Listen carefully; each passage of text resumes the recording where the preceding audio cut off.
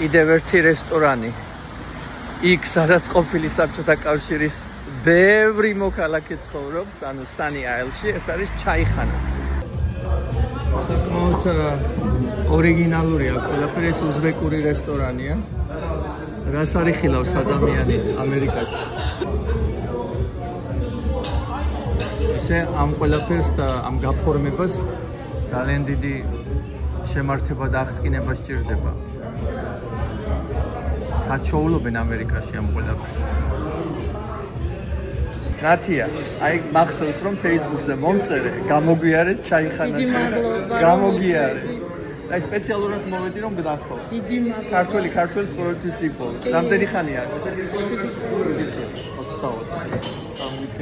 და Sunny Isle-ში ხარ სულ? მოგწონს.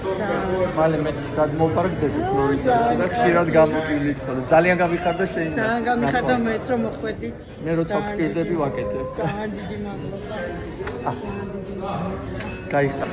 რა ბედნიერება, როდესაც ამდენ კარგ ქართველ ადამიანს შეხვდები. რამოდენიმე თვის წინათ ნათიამ დაინახა რომ მე ვიყავი Sunny Isle-ში და მითხრა რომ აუცილებლად გამოგვიარეთ ჩაიხანაში. ეს არის უზბეკური რესტორანი, როგორც უკვე ვთქვი და დღეს ნუ მოვდიოდი აქეთ მხარეს ვიყავი და მეთქი გავვლი ნათიას და რა საყვარელი ადამიანია.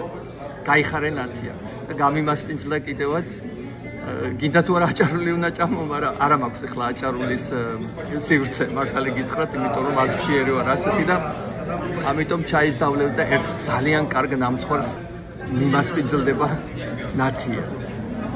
გაიხარე ნათია. ბატონო, რამდენი გულითა და სიყვარულით არის ეს ნამცხვარი ჩემთვის დაკეთებული. ნათია მითხრა რომ მე ვაკეთებო პირადადო და დავაგემოვნებ ახლა. იცოცხლე ნათია.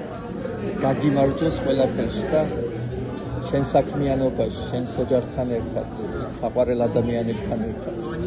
და მადლობა იმისათვის, რომ ამდენი სიხარული მომგვარე.